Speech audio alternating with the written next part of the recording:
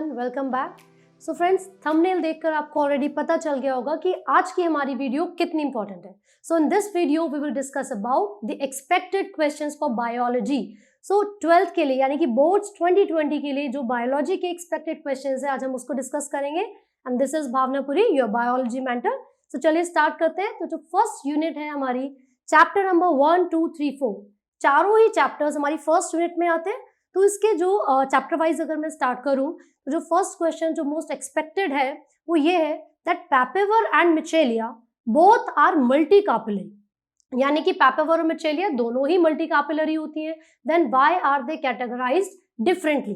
पैपेवर and Michelia both are multi carpellary, then why are they classified differently?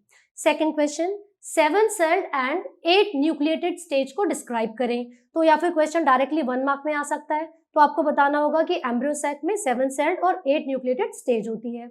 Next question, right the function of filiform apparatus. Right the function of filiform apparatus. तो ये जो questions मैं बार बार discuss कर रही हूँ ये आप साथ साथ सुनते रहें, क्योंकि कुछ ऐसे क्वेश्चंस हैं जो मोस्ट एक्सपेक्टेड है, जो कि आप स्किप नहीं कर सकते। ठीक है, तो अगला क्वेश्चन जो इन चैप्टर्स में से आपसे पूछा जाएगा वो ये होगा कि जो टाइप ऑफ पॉलिनेशन है, types of pollination, in question से जो रिलेटेड, जैसे कि ऑटोगैमी, जिटनोगैमी, ये पूछ सकते हैं आपसे। Next important question is describe double fertilization. ठीक है, तो ये क्वेश्चन काफी बार पूछा जा चुका है, तो उसके काफी ज्यादा चांसेस होते हैं। अगला क्वेश्चन है what are pre fertilization events, मतलब फर्टिलाइजेशन से पहले होने वाले इवेंट्स कौन कौन से होते हैं। तो आपको उसमें गैमेट ट्रांसफर और फॉर्मेशन के बारे में बताना होगा। और जो नेक्स्ट बहुत इंपॉर्टेंट क्वेश्चन है वो ये है why do algae and fungi shift to sexual mode of reproduction during unfavorable condition? ठीक है, so जो अगला क्वेश्चन है वो ये है differentiate between parthenogenesis and parthenocarpy। तो parthenogenesis और parthenocarpy के बीच में डिफरेंस काफी बार पूछा जाता है। करेक्ट। इसके अलावा भाई जो आपसे कोई भी इंपॉर्टेंट क्वेश्चन अगर 1 मार्क में पूछा जाएगा तो वो ये पूछ सकते हैं कि pollen grain has 2 celled, है ना, तो describe the structure of pollen grains at 2 celled stage। Describe the structure of pollen grain at 2 celled stage। काफी बार ये क्वेश्चन पूछा गया है। And the next question is draw a label diagram of anatropous ovule. जो anatropous ovule है उसका एक label diagram आपसे बनाने के लिए कहेंगे, और उसमें कुछ लेबलिंग के लिए कुछ स्पेसिफिक टर्म्स आपको दे दी जाती हैं, सिर्फ आपको वही लेबल करनी होती है एनाट्रोपस ओव्यूल में। करेक्ट। तो ये 1 और 2 जो प्लांट से रिलेटेड क्वेश्चंस हैं, चैप्टर्स हैं, उसको हम डिस्कस किया है सबसे पहले। तो इसके अलावा अगर कोई क्वेश्चन आपसे पूछा जाएगा इन चैप्टर्स में से तो वो ये होगा कि एपोमिक्सिस, एपोमिक्सिस क्या है, या फिर आपसे पूछेंगे कि फार्मर्स के लिए एपोमिक्टिक सीड्स क्यों इंपॉर्टेंट है। Why are apomictic seeds important for the farmers. ठीक है, तो ये कुछ ऐसे क्वेश्चन है जो आप स्किप नहीं कर सकते। राइट। तो एक और जो बहुत इंपॉर्टेंट क्वेश्चन है इसमें से वो ये है आउटब्रीडिंग डिवाइस क्या होती है। लाइक जो प्लांट्स हैं वो सेल्फ पॉलिनेशन को अवॉइड करने के लिए कुछ स्टेप्स अडॉप्ट करते हैं, अपनाते हैं, तो वो कौन से स्टेप्स हैं। तो आपसे पूछा जाएगा डिस्क्राइब आउटब्रीडिंग डिवाइस। ठीक है, अदरवाइज आपसे पूछ सकते हैं आर्टिफिशियल हाइब्रिडाइजेशन के बारे में बताइए। करेक्ट। चलिए अब जो नेक्स्ट क्वेश्चन मैं बताऊंगी इसमें वो ये है कि हनी बी में क्वेश्चन ही पूछा जाता है what are the number of chromosomes, what are the number of chromosomes in male and female honey bee. तो आपको बताना है कि मेल में 16 नंबर ऑफ क्रोमोसोम्स है, उनको ड्रोन कहते हैं, DRONE, राइट। और जो फीमेल है उसके अंदर 32 नंबर ऑफ क्रोमोसोम्स होंगे। So these are the questions from chapter number 1 and 2। So जो चैप्टर नंबर 3 और 4 है, क्योंकि वो ह्यूमन से रिलेटेड है, उनके रिप्रोडक्शन से रिलेटेड है, तो काफी सारे क्वेश्चंस ऐसे पूछे जाते हैं जो इंटरमिक्स हो जाते हैं। राइट। तो जैसे कि अगर चैप्टर नंबर 3 के बारे में हम बात करें तो 1 मार्क में क्वेश्चन पूछा जाएगा right the function and location of Leydig cells, LEYDIG। ये टर्म आपने पढ़ी अपनी एनसीईआरटी में। Right. Right the functions of location या फिर फंक्शन दोनों पूछ सकते हैं, Leydig cells and Sertoli cells. तो ये काफी बार पूछा जाने वाला क्वेश्चन है। देन जो आपसे क्वेश्चन पूछा जाता है differentiate between spermatogenesis and oogenesis। Differentiate between spermatogenesis and oogenesis, ये 3 मार्क का क्वेश्चन भी बन सकता है। या तो आपसे डायरेक्टली बोलेंगे कि स्पर्मेटोजेनेसिस एक हार्मोनल कंट्रोल का प्रोसेस है, मतलब spermatogenesis is under hormonal control, explain करें। राइट। तो भी आपको चार्ट बनाना पड़ेगा। और अगर आपसे पूछेंगे कि डिफरेंस बता दीजिए स्पर्मेटोजेनेसिस और oogenesis में, तो भी आप चार्ट के थ्रू उसको डिस्क्राइब कर सकते हैं। सो जो नेक्स्ट क्वेश्चन है वो ये है, draw a well label diagram of human sperm. तो ये स्पर्म का डायग्राम 2 मार्क में बहुत बार पूछा गया है और बहुत इजी भी है, अगर आप चाहो तो उसको अच्छे से प्रैक्टिस भी कर सकते हैं। तो draw a well label diagram of human sperm. Other than this, जो क्वेश्चन आपसे पूछा जाता है वो मेंस्ट्रुअल साइकिल से पूछा जाएगा। तो ये बहुत इंटरेस्टिंग टॉपिक है, उसमें 1 मार्क के भी 2-3 क्वेश्चन पूछ सकते हैं, अदरवाइज डायरेक्टली 3 मार्क का क्वेश्चन आपसे पूछेंगे कि what are the changes that occur in ovary and uterus. What are the changes that occur in ovary and uterus during menstrual cycle, right. Otherwise phases के basis पर अगर पूछा जाए, like ovulatory phase में क्या होता है या 10 to 14 डेज में क्या चेंजेस आएंगे, तो इस तरीके से भी आपसे क्वेश्चन पूछ सकते हैं। फिर अगर आगे बढ़े तो इसमें जो इंटरेस्टिंग क्वेश्चंस हैं जो बहुत बार पूछे भी गए हैं और एक्सपेक्टेड भी हैं, वो ये है कि एमनियोसिंथेसिस पे बैन क्यों लगाया गया है ना। Why is there a ban on amniocentesis. तो क्यों है, क्योंकि फीमेल फर्टिसाइड के चांसेस बहुत ज्यादा इंक्रीज हो जाते हैं एमनियोसिंथेसिस की वजह से, इसीलिए बैन लगाया हुआ है। फिर आपसे इसके बाद क्वेश्चन जो पूछा जाता है वो ये है कि कॉपर टी जो कि एक बैरियर है, वो किस तरीके से प्रेगनेंसी को अवॉइड करने में या फिर एज गुड कॉन्ट्रासेप्टिव की तरह यूज किया जाता है। तो एक क्वेश्चन बहुत इससे भी अच्छा बन सकता है, how are copper T useful as a contraceptive device. तो आप बताएंगे कि वो स्पर्म की मोटिलिटी को डिक्रीज यानी कि रिड्यूस कर देता है, करेक्ट। फिर आपसे क्वेश्चन जो पूछा जाता है वो इन विट्रो फर्टिलाइजेशन। ये पूरा ही एक इंपॉर्टेंट टॉपिक है, क्योंकि इसमें से जो क्वेश्चन आपसे पूछेंगे वो 1 मार्क के भी हो सकते हैं, जैसे कि what are the causes of infertility.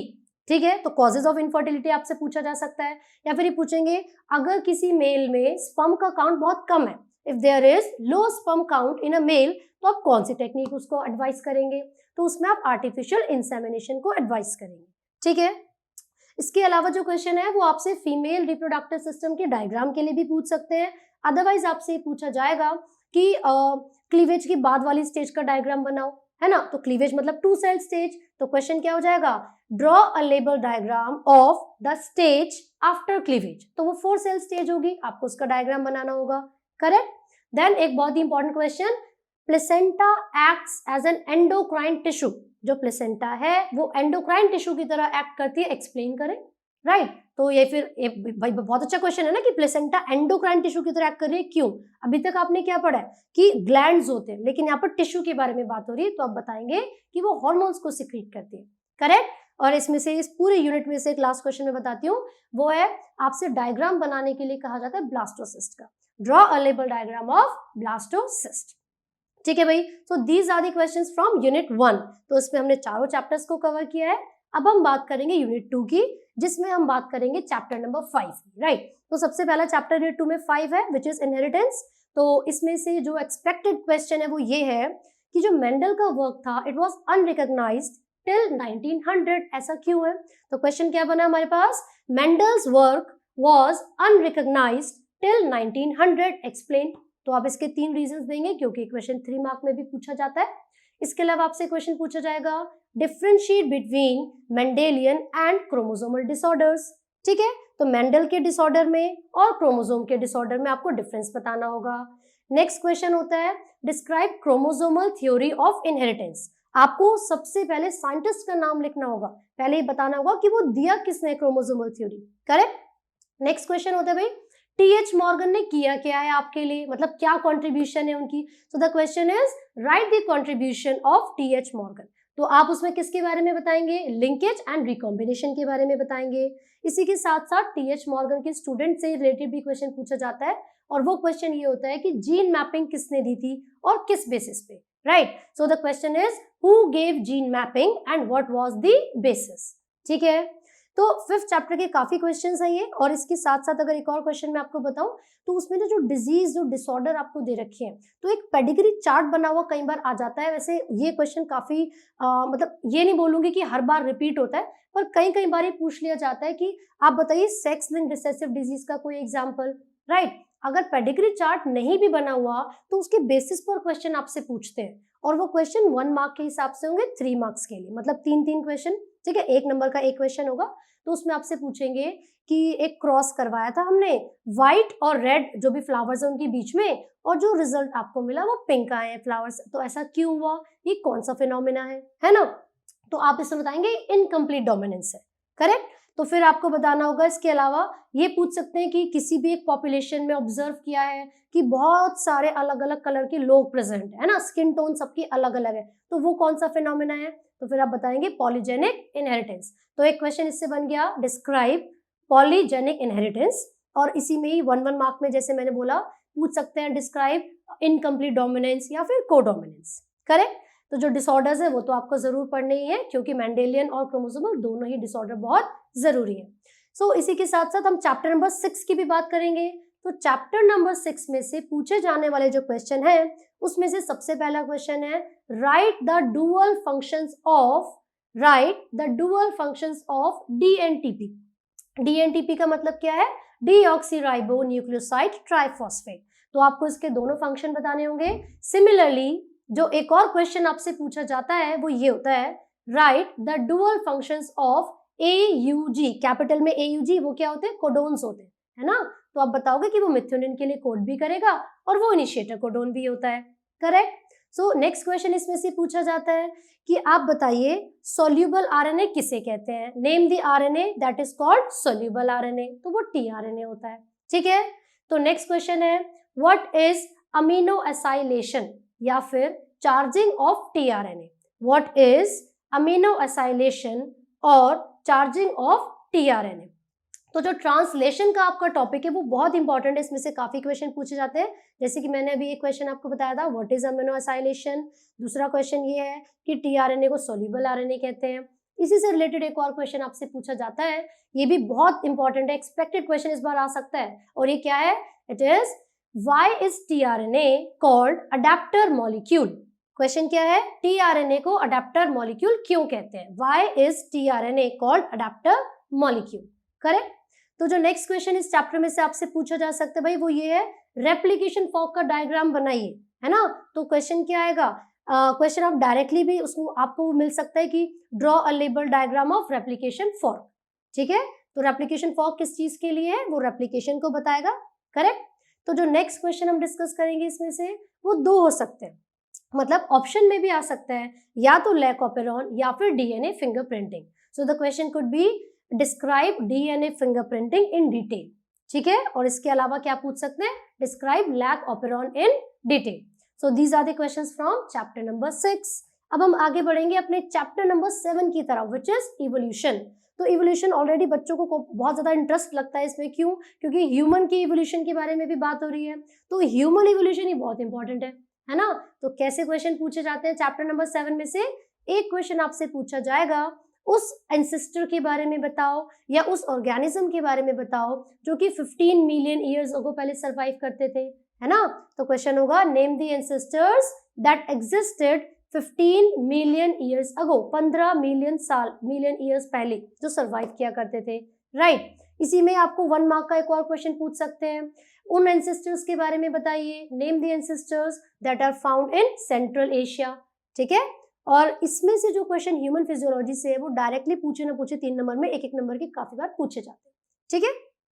अब जो 7 चैप्टर के और भी जो क्वेश्चंस हैं उसमें ये हो सकता है कि आपसे पूछेंगे कि नेचुरल सिलेक्शन किस तरीके से हमारी पॉपुलेशन में ऑपरेट होता है। सो the question is how is natural selection operated, है ना, विद इन अ पॉपुलेशन, ठीक है। तो आप 3 तरीके बताएंगे, तो डायरेक्टली क्वेश्चन ये भी आ सकता है what are the 3 ways in which natural selection operates in a population, ठीक है। इसके अलावा जो 7 चैप्टर में से क्वेश्चन पूछेंगे वो ये है write the significance of lobe fins, LOBEFIN, lobe fins, है ना। और लोब फिन्स को सीलियोकेंथ भी कहा जाता है, तो डायरेक्टली लोब फिन लिखा हुआ ही आपके पास आएगा। और इसी के साथ एक क्वेश्चन आ जाता है राइट द सिग्निफिकेंस ऑफ श्रू, ठीक है। तो हम ऐसे लिख सकते हैं right the significance of lobe fins and श्रू, SHREW। तो ये मैं स्पेल भी इसलिए कर रही हूँ ताकि आपको कंफ्यूजन ना हो, कई बार टर्म्स हमें सुनने में पता नहीं चल पाता है, ठीक है।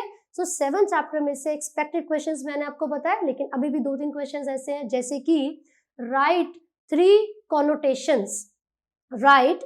connotations of special theory of evolution. जो इवोल्यूशन की स्पेशल थ्योरी है उसकी 3 connotations आपसे पूछी जाएंगी। और बहुत ही इंपॉर्टेंट क्वेश्चन एक और है इसमें से, right the experiment performed by SL. Miller. तो जो एस.एल. मिलर बहुत ही एमिनेंट साइंटिस्ट हैं चैप्टर नंबर 7 में, उनके आपसे पूछा जाएगा एक्सपेरिमेंट बताइए और इसके साथ साथ ऑल्सो राइट द कंक्लूजन, क्योंकि जो एस.एल. मिलर का एक्सपेरिमेंट था वो बहुत ही इंपॉर्टेंट है और उसका कंक्लूजन भी बहुत जरूरी है, which is the formation of amino acids. Correct? So these are the questions from chapter number 7। So जो चैप्टर नंबर 8 है which is human health and disease, इसमें से जो एक्सपेक्टेड क्वेश्चंस हैं हम उसके बारे में भी बात करेंगे। तो बेसिकली क्या होता है कि इसमें से डायरेक्टली एक क्वेश्चन अगर पूछेंगे तो वो ये होता है, describe the life cycle of pathogen causing malaria, है ना। तो या तो डायरेक्टली पैथोजन पूछेंगे या फिर सीधा जो क्वेश्चन पूछा जाता है सिंपली वो ये है कि भैया जो मलेरिया कॉज करवाने वाला ऑर्गेनिज्म है या जो मलेरिया, उसका आप लाइफ साइकिल बता दीजिए। ठीक है, तो एक क्वेश्चन हो गया describe the life cycle of malaria, या फिर सीधा एनोफिलीज या प्लाज्मोडियम लिखा होगा। इसके अलावा जो सेकंड क्वेश्चन आपसे पूछेंगे वो बहुत ही एक्सपेक्टेड और इंपॉर्टेंट क्वेश्चन है, वो ये है the genetic material of HIV is DNA। भाई जेनेटिक मटेरियल जो HIV का है वो RNA, लेकिन जब हम देखते हैं किसी पेशेंट को ऑब्जर्व करेंगे तो उसमें वायरल DNA नजर आता है, तो ऐसा कैसे, है ना। तो इसको आपको बताना है कि वो रिवर्स ट्रांसक्रिप्शन करता है ना। तो क्वेश्चन क्या बना हमारे पास, the genetic material of HIV is RNA but when the patient with AIDS, है ना, जब भी एड्स वाले पेशेंट को हम टेस्ट करते हैं, ऑब्जर्व किया जाता है, so when the patient is checked it has viral DNA, explain. तो आपको उसका पूरा लाइफ साइकिल इसमें समझाना पड़ेगा कि वायरस का जेनेटिक मटेरियल RNA था, जब वो सेल के अंदर अटैक करेगा तो वो रिवर्स ट्रांसक्रिप्शन से DNA में बदल जाएगा। करेक्ट? और जो बहुत इंपॉर्टेंट क्वेश्चन है इसमें 2 मार्क में जो पूछा जाता है वो ये है, differentiate between benign and malignant tumour. ठीक है, तो बेनिग्न और मैलिग्नेंट ट्यूमर के बीच में आपसे डिफरेंशिएट पूछ लिया जाता है या फिर कॉजेज ऑफ कैंसर भी पूछ लिए जाते हैं। ठीक है, और जो लास्ट क्वेश्चन इस चैप्टर में से बहुत इंपॉर्टेंट है ना, लास्ट इसलिए बोल रही हूँ क्योंकि ड्रग्स वाले चैप्टर के क्वेश्चन अलग से बता रही हूँ, लेकिन डिजीजेस से रिलेटेड जो क्वेश्चन है मैं वो आपको बता रही हूँ। एक टेबल बना हुआ आएगा जिसमें आपसे फिलअप्स की फॉर्म में क्वेश्चन पूछे जाते हैं। तो लिखा होगा सबसे पहले, मान लीजिए डिजीज लिखिए टाइफाइड, आपसे पूछेंगे कॉजेटिव ऑर्गेनिज्म बताइए, फिर पूछेंगे सिम्टम्स बताइए, है ना। तो disease and their causative organisms along with the symptoms. Correct? तो ऐसा करके क्वेश्चन आ सकता है आपके पास कि डिजीज बताइए या फिर उसके कॉजेटिव ऑर्गेनिज्म और उनके सिम्टम्स बताइए। ठीक है, और जो ड्रग्स के टॉपिक में से क्वेश्चन आपसे पूछा जाता है वो 2 इंपॉर्टेंट क्वेश्चंस हैं। एक क्वेश्चन तो ये है, name the drug that is given as sedative and pain killer.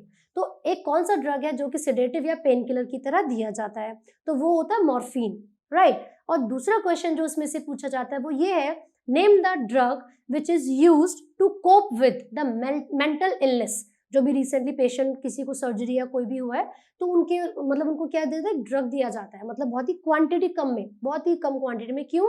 ताकि वो ज्यादा अफेक्ट ना करे बॉडी के ऊपर, राइट। तो 2 क्वेश्चन हमने ड्रग में से पढ़े हैं। जो सेकंड क्वेश्चन मैंने भी बोला वो ये है, name the drug which is given to patients to cope with the mental illness. तो उसमें आप बताएंगे बार्बिट्यूरेट्स एंड LSD के बारे में। करेक्ट? सो चैप्टर नंबर 8 के क्वेश्चंस भी हमने डिस्कस किए हैं। अब हम चैप्टर नंबर 9 की तरफ चलेंगे। तो चैप्टर नंबर 9 में से जो फर्स्ट क्वेश्चन है वो है, what is biofortification and how is it useful. तो आपको उसमें उसके एग्जाम्पल देने होंगे, बायोफोर्टिफिकेशन क्या है और वो किस तरीके से हमारे लिए यूजफुल है। Next question, describe the steps in plant breeding.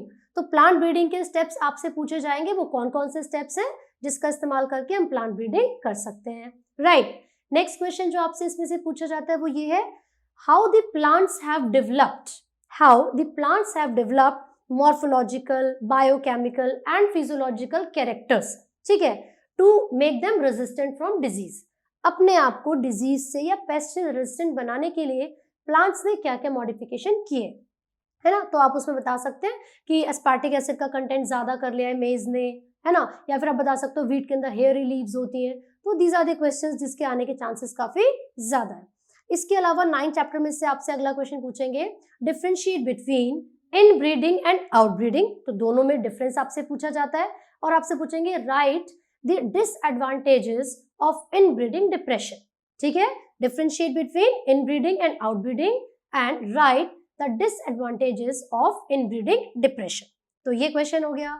और एक और बहुत इंपॉर्टेंट क्वेश्चन है, how can you increase the rate of, है ना, ऑर्गेनिजम्स, या फिर बोलेंगे how can you increase the productivity of animals. तो इसमें आप बताएंगे मोइट के बारे में, MOET, करेक्ट। तो टिश्यू कल्चर से भी एक क्वेश्चन पूछ लिया जाता है। तो एक क्वेश्चन ये है, बहुत ही एक्सपेक्टेड, बहुत ही इंपॉर्टेंट क्वेश्चन है टिश्यू कल्चर में से, वो क्वेश्चन ये है, there is an virus infected plant, ठीक है, you still want to obtain a perfectly fulfil, जो बहुत ही अच्छे तरीके से, जो एक प्लांट होगा जिसमें कोई भी इन्फेक्शन नहीं होगा, है ना, you still want to obtain a non infected plant from this, how will you do it. तो आप बताएंगे कि आप मेरिस्टेमेटिक कल्चर से इस प्रोसेस को ऑब्टेन कर सकते हैं, बिना वायरस के इन्फेक्शन वाला नया प्लांट भी बनाया जा सकता है, करेक्ट। सीवेज ट्रीटमेंट क्या है, राइट। तो क्वेश्चन किस तरीके से पूछा जाएगा, तो क्वेश्चन होगा what is sewage, right the difference between primary and secondary sewage treatment, ठीक है। तो नेक्स्ट क्वेश्चन इसमें से पूछा जाता है वो ये है कि वो कौन कौन से ऑर्गेनिजम्स हैं जो कि बायो फर्टिलाइजर की तरह इस्तेमाल किए जाएंगे, या फिर वो कौन कौन से ऑर्गेनिजम्स हैं जो कि हेल्प करते हैं पैथोजेंस को किल करने में, ठीक है। तो एक क्वेश्चन इसमें से बनता है, how is cyanobacteria useful for paddy fields, useful in paddy fields. तो एक पैडी फील्ड मतलब राइस के प्लांट में, फील्ड में किस तरीके से साइनोबैक्टीरिया हेल्पफुल होगा। और जो अगला क्वेश्चन है वो ये है, आपसे पूछा जाएगा एक इंसेक्ट के बारे में बताइए, बैक्टीरिया और virus, name an insect, bacteria and a virus which are used as bio control agent. तो ऐसे कौन से बैक्टीरिया हैं, वायरस है या फिर कोई पैथोजन जो कि यूज किया जाता है बायो कंट्रोल एजेंट की तरह, राइट। सो ये तो चैप्टर नंबर 10 हो गया, जिसमें से हमने कुछ इंपॉर्टेंट क्वेश्चंस को डिस्कस किया है। इसके अलावा अगर आपसे क्वेश्चन इसमें से पूछे जाएंगे तो एक तो सीवेज ट्रीटमेंट ही मोस्ट इंपॉर्टेंट क्वेश्चन है जो कि इसमें से पूछा जाता है, राइट। और आपको याद रखना है बायो कंट्रोल एजेंट के बारे में। फिर नेक्स्ट चैप्टर यानी कि 11th पे चलेंगे जो कि बायोटेक्नोलॉजी का चैप्टर है। सो चैप्टर नंबर 11 एंड 12 जो कि बायोटेक्नोलॉजी के हैं, इसमें जो वेटेज है वो 10 मार्क्स है, तो दोनों के मिला के जो क्वेश्चंस पूछे जाते हैं वो 10 मार्क्स में आते हैं, राइट। तो सबसे पहला क्वेश्चन आपसे पूछा जाएगा कि जो रेस्ट्रिक्शन एंजाइम्स हैं जैसे कि एंडोन्यूक्लियस, वो किस तरीके से एक्शन करेगा, ठीक है। तो question is draw a diagram to show the activity of eco R1। तो इको R1 एक रेस्ट्रिक्शन एंडोन्यूक्लियस है, उसकी एक्टिविटी को शो कीजिए, ठीक है। तो डायग्राम के थ्रू आप उसको शो करेंगे। जो नेक्स्ट क्वेश्चन इसमें से पूछा जाता है वो ये है, right 3 characteristic features of a cloning vector. मतलब किसी भी क्लोनिंग वेक्टर के जो कैरेक्टरिस्टिक फीचर्स होते हैं वो क्या होते हैं, आपको 3 फीचर्स बताने होंगे, राइट। फिर 1 मार्क में क्वेश्चन पूछेंगे, name the natural genetic engineer. जो नेचुरल जेनेटिक इंजीनियर है उसका नाम बताइए, तो आप एग्रोबैक्टीरियम ट्यूबिफेशियंस बताएंगे। फिर जो नेक्स्ट क्वेश्चन आपसे पूछा जाता है, describe RNA interference in detail, है ना। तो आरएनए इंटरफेरेंस को डिटेल में आपको डिस्क्राइब करना होगा। सो अगला क्वेश्चन ये है कि जो सी पेप्टाइड है इन इंसुलिन वो किस तरीके से जरूरी है, write the role of C peptide in proinsulin, right. तो होता क्या है, सी पेप्टाइड क्या काम करेगी, वो इनएक्टिव बनाती है इंसुलिन को। देन जो क्वेश्चन आपसे पूछा जाता है, what are transgenic animals, how are these useful. तो ट्रांसजेनिक एनिमल मतलब जिनके जेनेटिक मटेरियल को हम ऑल्टर कर देते हैं, तो वो किस तरीके से हमारे लिए यूजफुल है। और जो अगला क्वेश्चन आपसे पूछा जाएगा, व्हाट आर GMO, कैपिटल में GMO, genetically modified organisms, right, write their significance. तो GMO क्या है और उनकी सिग्निफिकेंस क्या है, आपको ये बताना पड़ेगा, ठीक है। और जो बहुत ही इंपॉर्टेंट क्वेश्चन आपसे पूछा जाएगा वो ये है, how is PCR used in molecular diagnosis. तो PCR का इस्तेमाल क्या है, किस तरीके से हम यूज करते हैं उसको मॉलिक्यूलर डायग्नोसिस में। और PCR से रिलेटेड ही क्वेश्चन आपसे पूछा जाता है, व्हाट आर प्राइमर्स, प्राइमर्स क्या है, and how many primers are used in 1 cycle of PCR। So the question is what are primers and how many sets are used in 1 cycle of PCR। So these are some questions from biotechnology जो कि हमें skip नहीं करने और अच्छे तरीके से पढ़ने हैं, करेक्ट।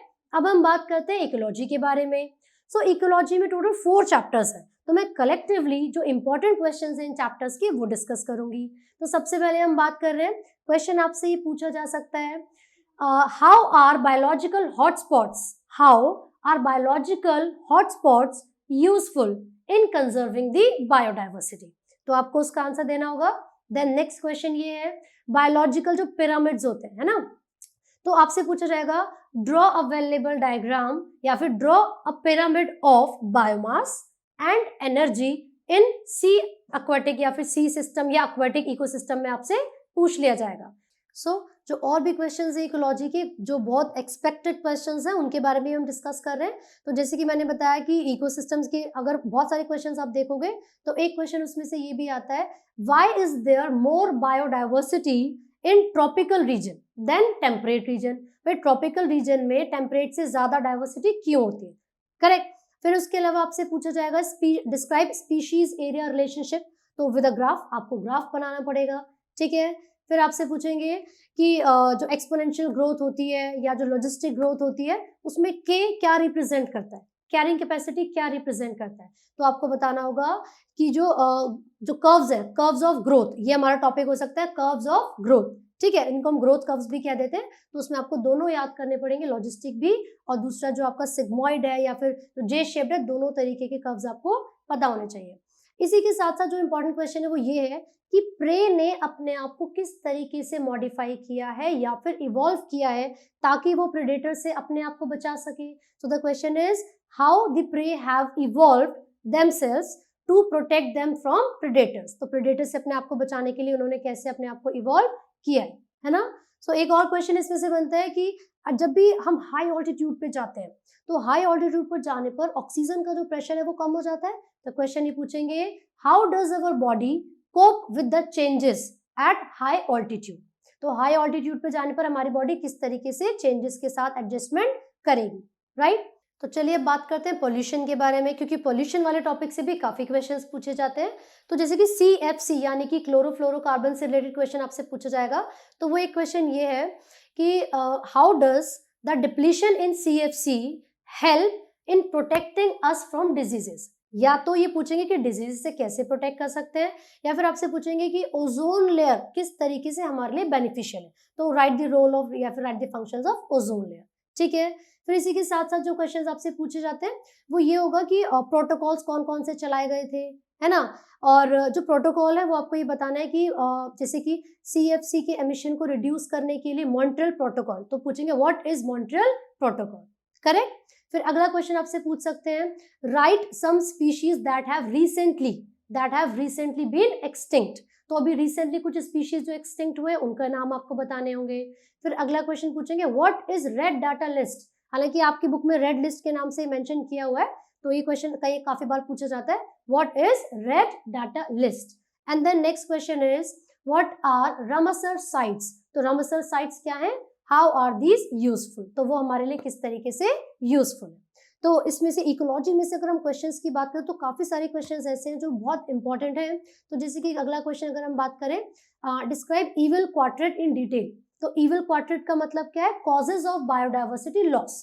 तो क्या कारण है जिस वजह से बायोडाइवर्सिटी का लॉस होता जा रहा है, तो उसे हम क्या बोलते हैं, describe evil quadrat in detail, correct. So the next question is, जो अभी मास एक्सटिंक्शन की हम बात करें, जैसे 6th एपिसोड चल रहा है मास एक्सटिंक्शन का, तो वो जो 6th एपिसोड है वो किस तरीके से प्रीवियस एपिसोड से डिफर करता है ना।